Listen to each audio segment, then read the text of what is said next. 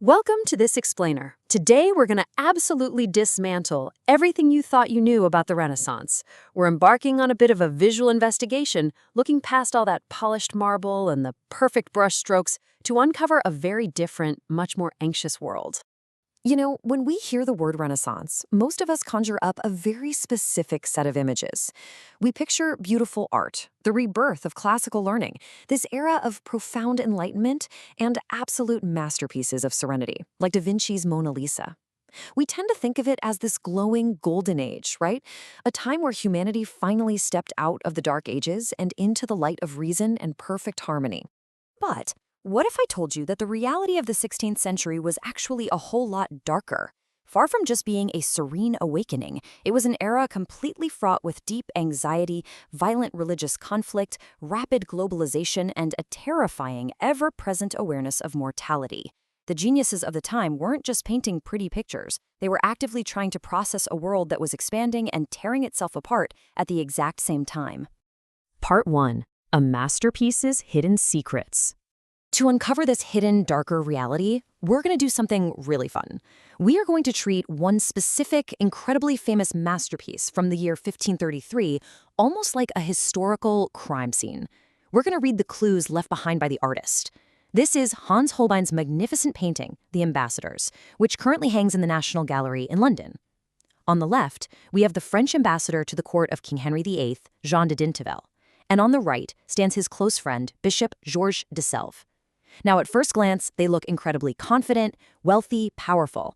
But the real story isn't the men themselves. It's the incredibly detailed objects scattered on the table right between them. Part 2. The Renaissance Scholar. Let's start our investigation by zooming right in on the top shelf between the two men. This upper level represents exactly what we usually picture when we think of that glowing, idealized view of human intellect during the Renaissance. Look at this unbelievable collection of specialized scientific instruments sitting up there. You've got an astrolabe, various sundials, quadrants for measuring altitude, and a beautifully detailed celestial globe. And these aren't just random props to make them look smart.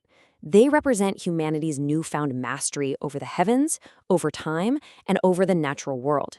It is literally the ultimate flex of 16th century intellect. These precision instruments directly reflect the quadrivium.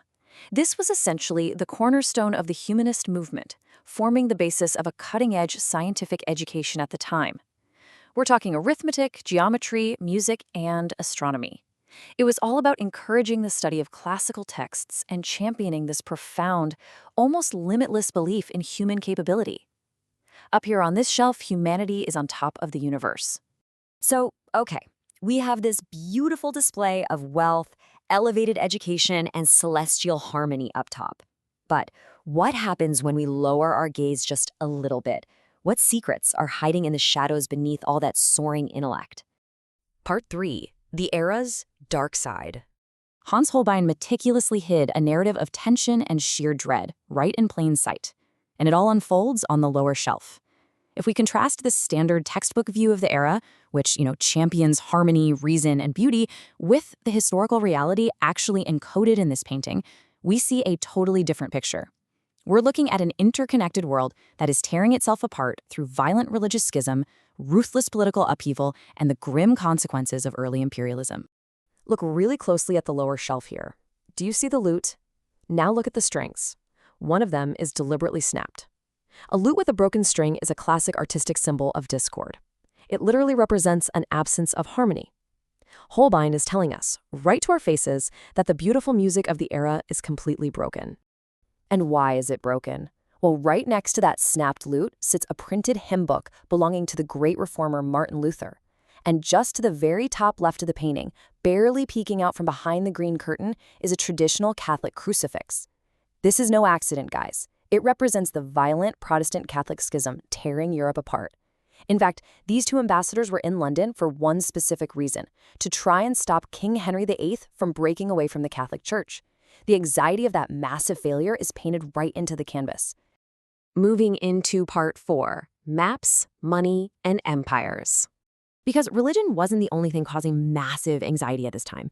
The very shape of the physical world and the economies that ran it were violently and permanently shifting beneath their feet. Sitting on that earthly lower shelf is a merchant's math book, open to a page about calculating profit and loss. This signals the rapid rise of complex capitalism and global trade.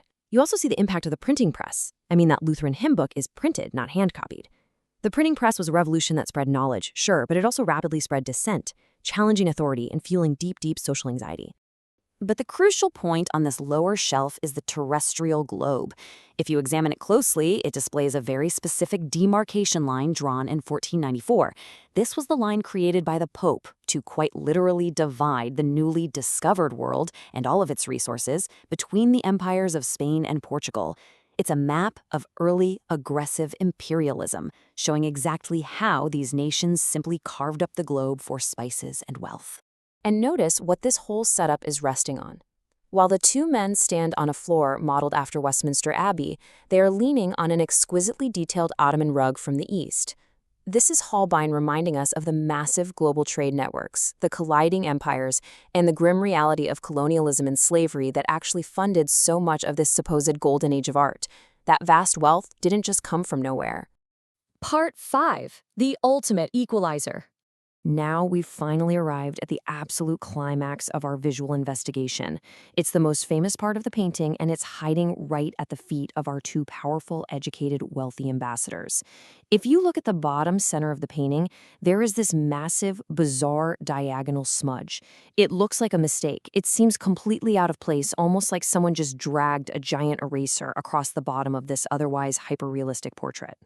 But actually, scratch that, it's not a mistake at all. This is a brilliant optical illusion known as anamorphosis. If you stand directly in front of the painting, it's just a blur. But if you walk to the side of the canvas and look at it from a very sharp, specific angle, boom, the smudge suddenly snaps into sharp focus. And what is it? It's a terrifyingly realistic, hollow-eyed human skull. This skull belongs to an artistic tradition known as Venatus. It serves as a chilling, undeniably bleak reminder that despite all those amazing Renaissance advancements in science, despite the political maneuvering, the global empires, and the vast wealth on display, death comes for us all. It is the ultimate equalizer, instantly undercutting all the human pride stacked up on those shelves. Which leaves us with a pretty fascinating and honestly haunting question to reflect on today. We look back at the Renaissance and see its dark side hidden right there in its greatest art.